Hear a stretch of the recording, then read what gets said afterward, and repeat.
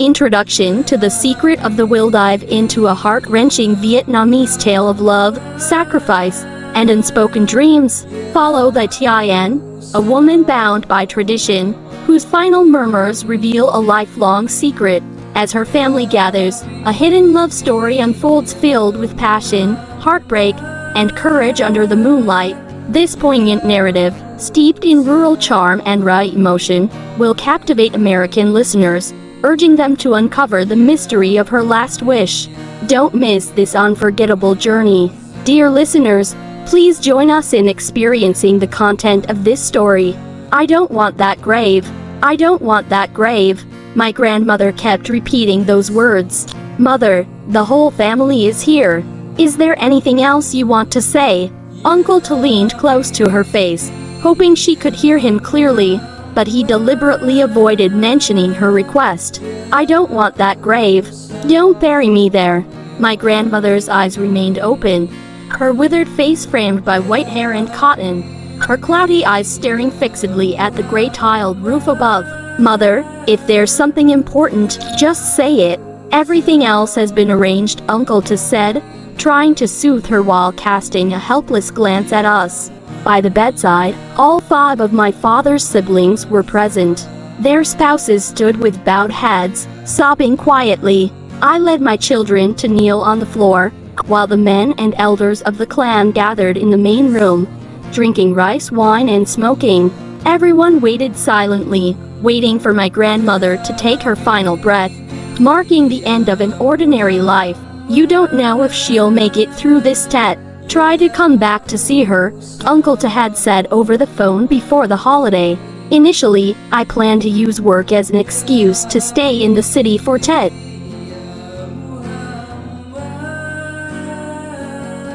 After years away, I felt both excited and a bit ashamed returning to the village.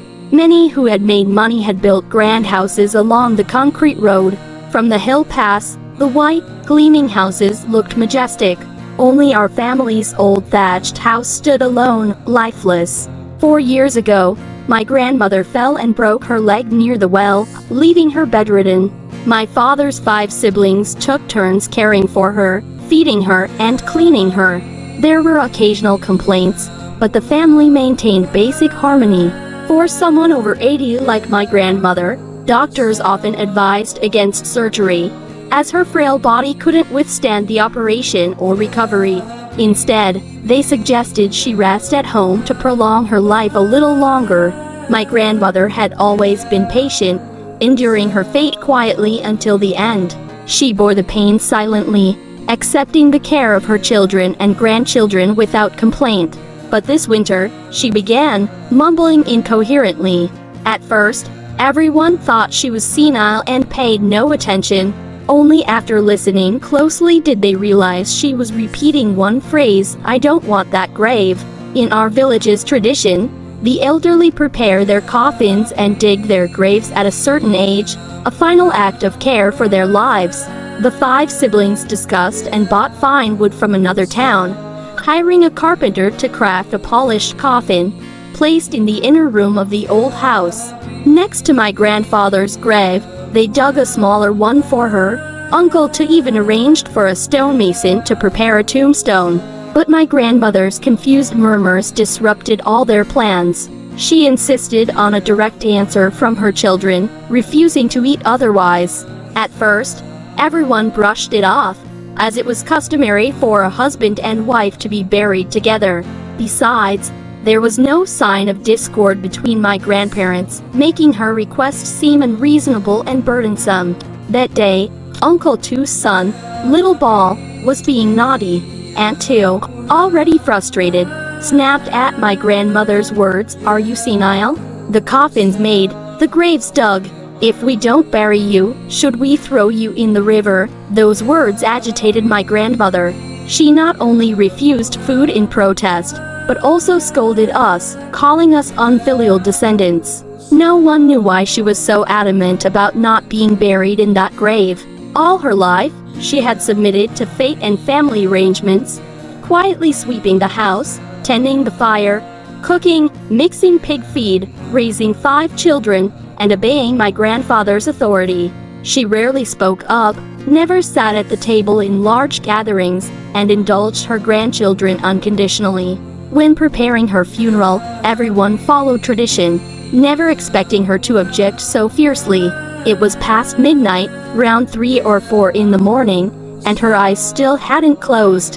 Her frail body had lost all vitality, but her throat kept murmuring. Occasionally, someone peeked in and then left. In the main room, discussions continued, but no one could rush her final breath. Hastening it might violate taboos or offend the spirits. Then, Elder Pockmarked Face, the most respected clan elder, spoke up. He knew the family genealogy by heart and was a revered figure. He called Uncle to outside and asked about the situation. Uncle to explain that my grandmother refused to be buried in the prepared grave, no matter what. Elder Pockmarked Face thought for a moment, sighed, and said, "Call Bar here."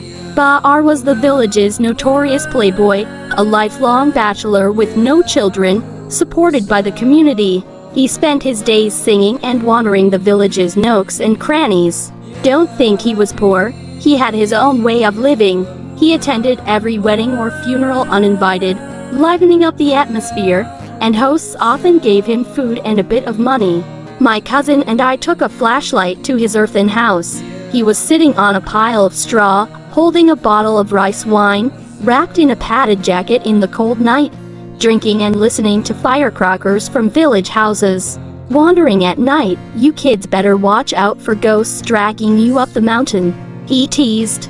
Uncle Bar, my dad needs you at the house for something, I said, calling an old man like me in the middle of the night. What, to celebrate the new year together? Grandma hasn't passed yet. Elder Pockmarked Face said only you can help. Hey what's all this fuss? Fine, I'll go. Bar didn't care about anyone, striding to the liquor table, plopping down, grabbing some braised meat, and downing a glass of wine. After wiping his mouth, he glanced at Elder Pockmarked Face sitting at the head. Big man, dragging up a decades-old story for what? The one who tied the bell must untie it. She won't close her eyes. You deal with it. Why? She doesn't want to be buried next to DCI. Listen, she's still murmuring. Bar held his glass, listening silently. He sighed and shouted into the house, "Old lady, why hold onto something from so long ago?" My grandmother seemed to hear Bar's voice, and her murmuring stopped. My mother tucked her hand under the blanket, smoothing its edges. Through the quilt, we saw her chest still rising and falling faintly. She wasn't ready to go yet. In the main room, my father poured more wine for everyone. After a few strong drinks, Bar's face flushed red. Staring at the table, he began telling his story. 60 years ago, a village girl named Thai and dressed neatly and walked to the county market. She wore a floral blouse, her toe braids swaying with each step. It was a fresh morning, typical of rural life back then. Birds sang freely in the forest, and the occasional sight of rabbits or squirrels lifted spirits. Sunlight filtered through the leaves, illuminating the Tian's rosy face. Old customs like opium smoking and polygamy had been abolished, and a new breeze of freedom blew through. The Tian had the chance to wear her new wooden clogs, heading to the county with joy and cleanliness. At the hill pass, she met 3 young men also going to the market, laughing and talking boisterously. Despite their poverty and hunger, their youthful energy radiated like a wave of vitality in the forest. The Tin recognized 2 of them, TLNH, honest and quiet, and BU, far more lively. They were discussing plans to hunt forest birds. As they crossed paths, the Tin lowered her head to pass by, but she felt the burning gazes of the 3 men, and one boldly teased, "Hey, off to the market, walking so fast, not afraid of staying single." The Tin glanced up and saw BU, in a patched brown shirt, hair styled oddly, with a mischievous grin. Seeing his demeanor, she quickened her pace. "Don't rush off. Let's talk seriously. Got a betrothed yet? If not, we've got a good guy, guaranteed authentic." Haha. BU teased shamelessly, pulling TLNH forward as if matchmaking. The Tin blushed, her heart pounding. TLNH, embarrassed, broke free and smiled awkwardly. The third man chimed in. Look here, a basket of fresh bamboo shoots, authentic. You will regret passing this up. As she descended the hill, Thủy dared to look back.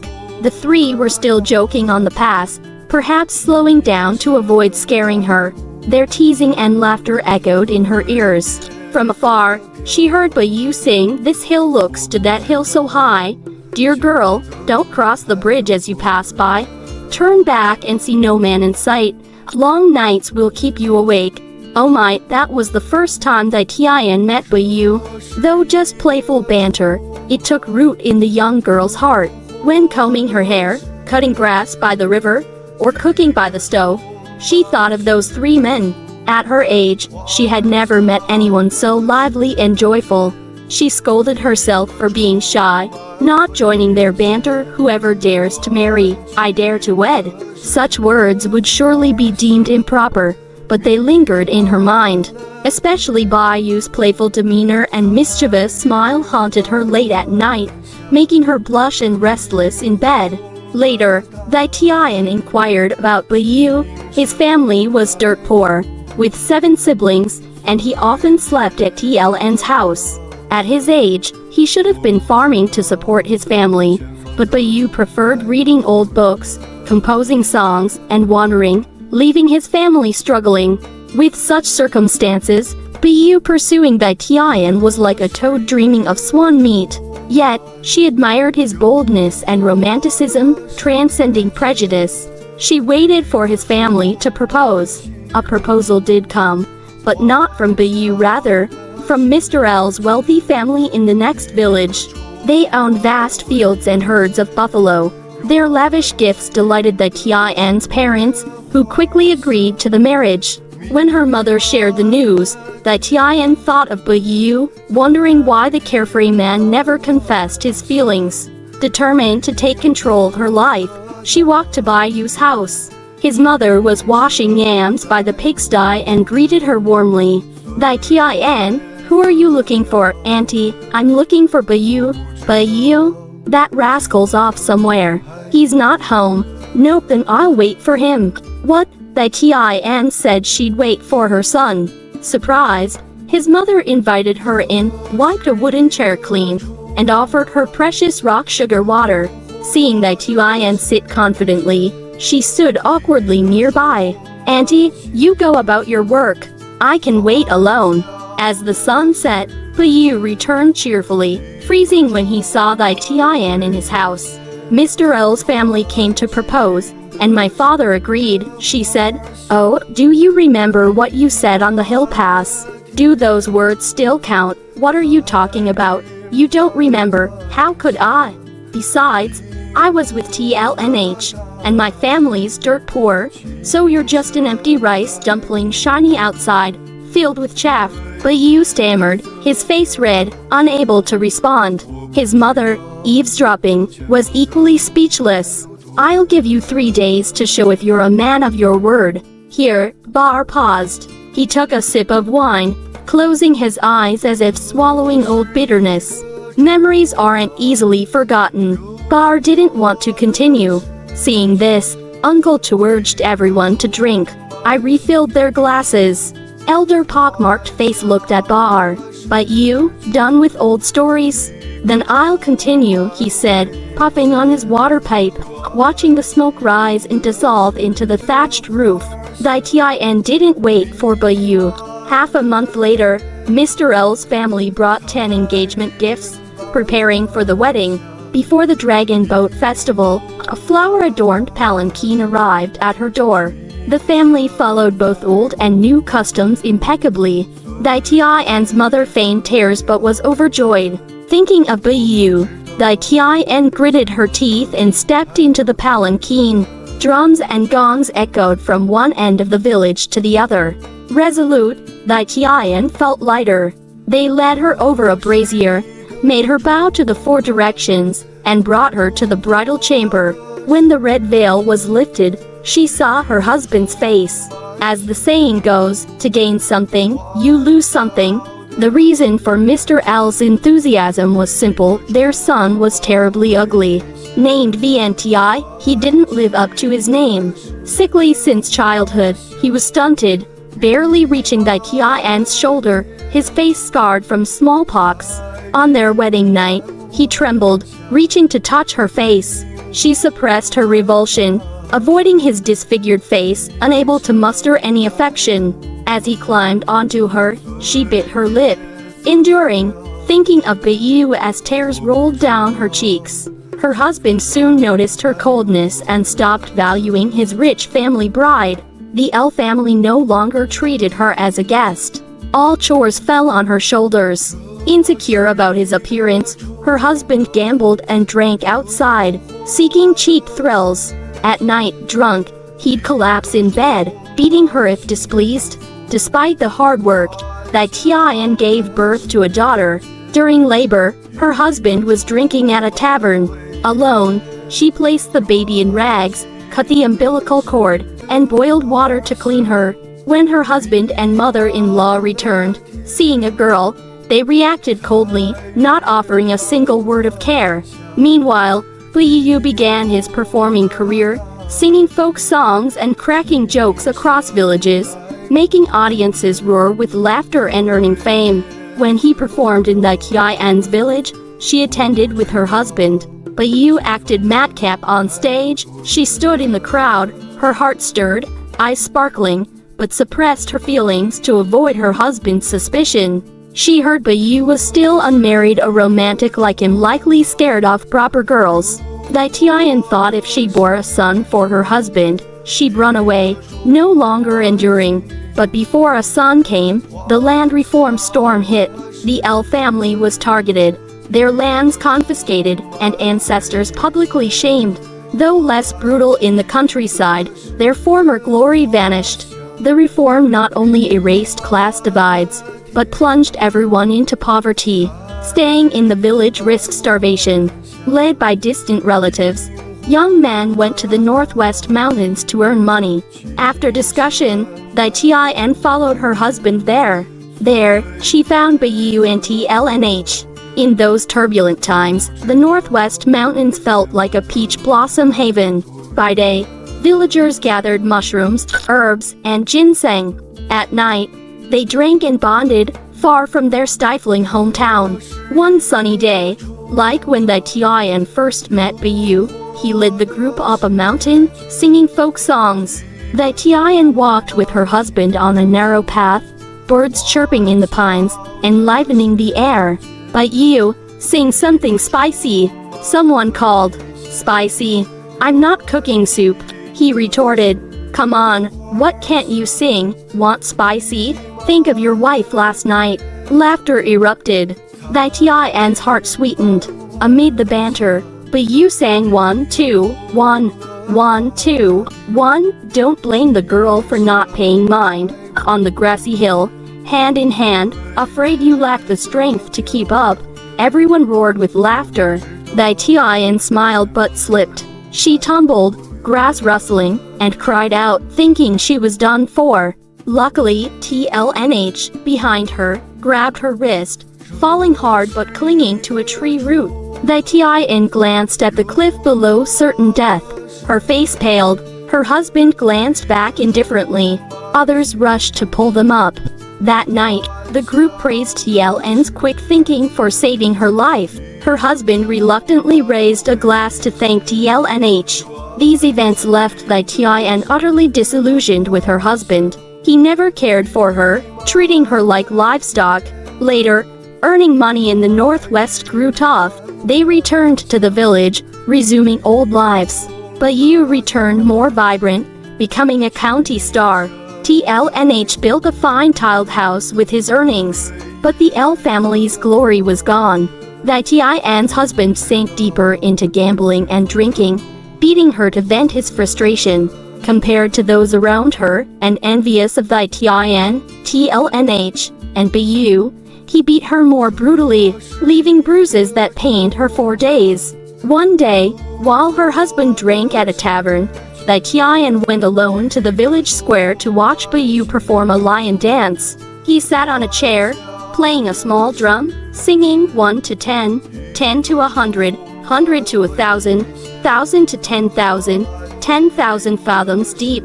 A lotus blooms, on the lotus sits the fairy Lian Hoa. His voice rang out, the crowd cheering. He sang Quan H and body folk songs. That Tian lost track of time. Realizing it was dark, she rushed home. Her husband, drunk and broke from gambling, found the house locked, the stove cold, no hot water. Furious, knowing she'd watched Bu, he grabbed a carrying pole by the bed and struck her head as she entered. She cried out, collapsing. Still enraged, he punched and kicked her, jabbing the pole into the ground, then collapsed drunkenly in bed. At midnight, the Tian woke, unable to see, her face covered in cold blood. Her only thought, find Bu. He'd make everything right. Enduring excruciating pain, she crawled, leaning on walls, collapsing, then inching toward Bayu's house. My grandmother never spoke of that night. Under the village moonlight, bloodied and wounded, she crawled with all her strength toward the man she longed for, seeking escape from suffering, chasing a beautiful dream. Crawling was her only way, but cold and pain overwhelmed her, and she fainted by the roadside. When she awoke, TLNH was there. He'd been at the county buying supplies, drinking tea with the village chief, and returned late. Near the village, he saw the Tin lying in the dirt, blood and mud matting her hair, her body covered in grime. He carried her home, boiled water to clean her face and body. When she woke, TLNH stepped out shyly, returning with chicken soup, urging her to drink. She sipped the hot soup.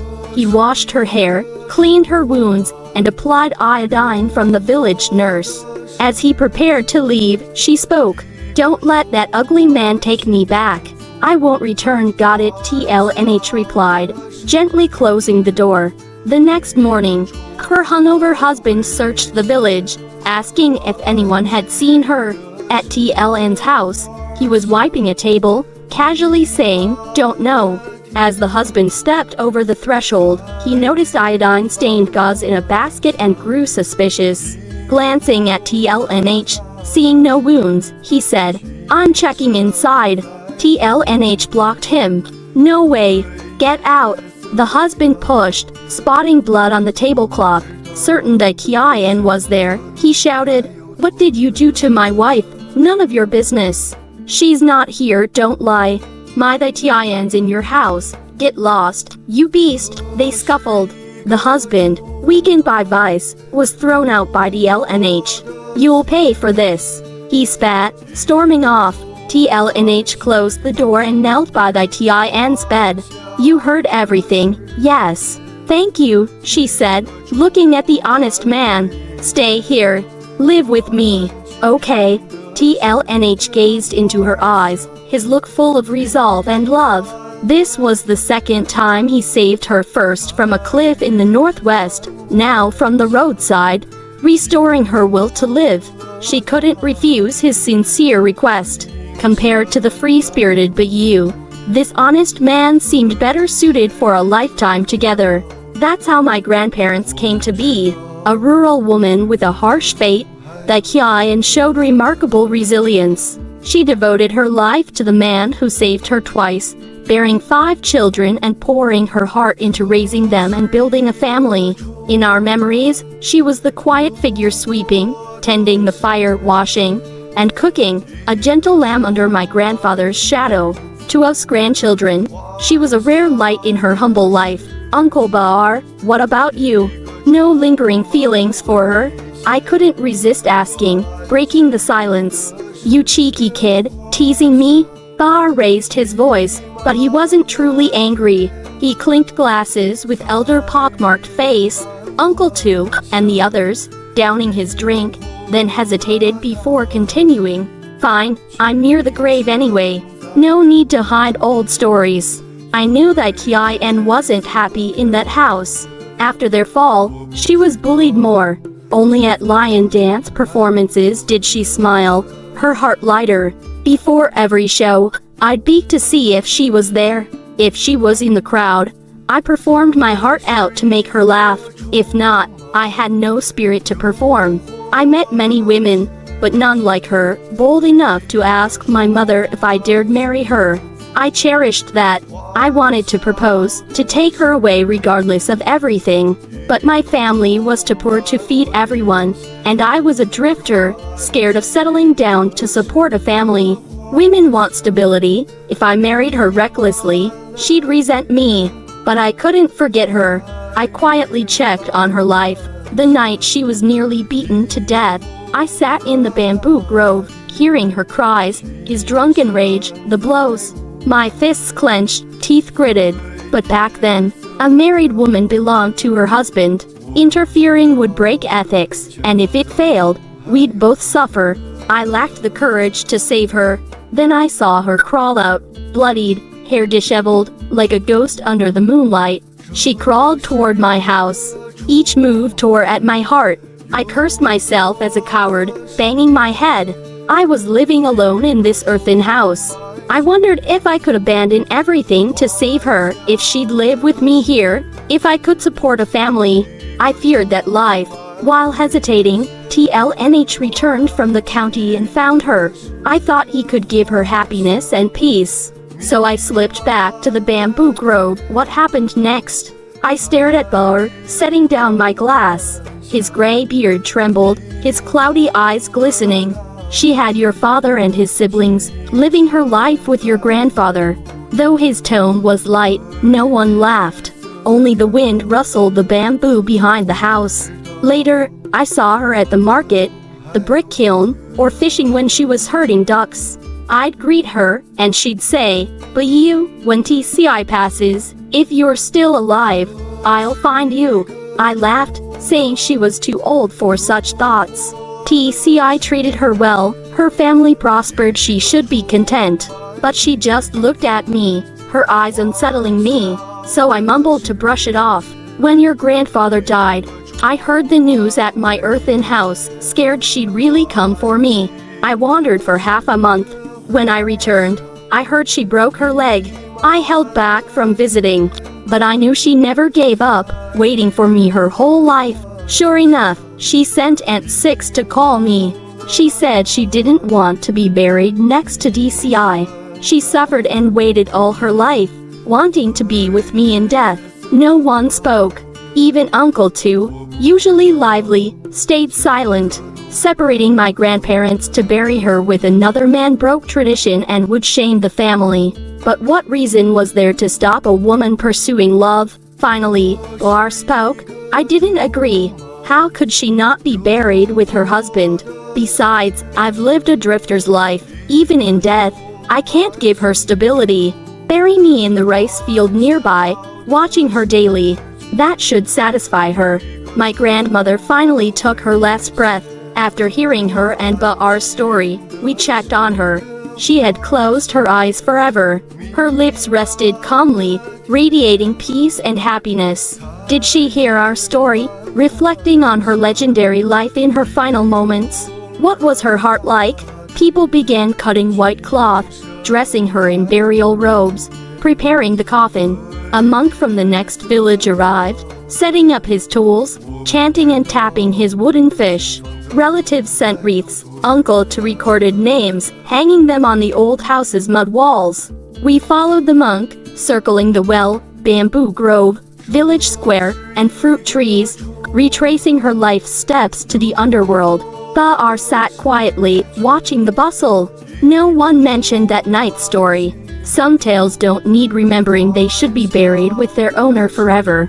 The funeral lasted 2 days and nights. On the third morning, my father carried her portrait, uncle tapped a Bodhi branch along the path, and we followed the coffin to my grandparents' resting place. The grave and stone were ready. The monk called out, the coffin was lowered, and fresh earth quickly covered it. My grandmother's life was erased from the world, becoming a faint gray mark on the ground. After the funeral, I returned to the city for work. On departure day, I carried my luggage out and saw Bar standing on the hill opposite the new grave, gazing at the mountains, singing softly. Firecrackers crackled in the forest, green smoke rising from the trees. Bar stood there, blending with the grave, mountains, and village. This hill looks to that hill so high. Dear girl, don't cross the bridge as you pass by. Turn back and see no man in sight. Long nights will keep you awake. Oh my, thank you, dear listeners, for joining us. Please subscribe to our channel to catch more fascinating stories.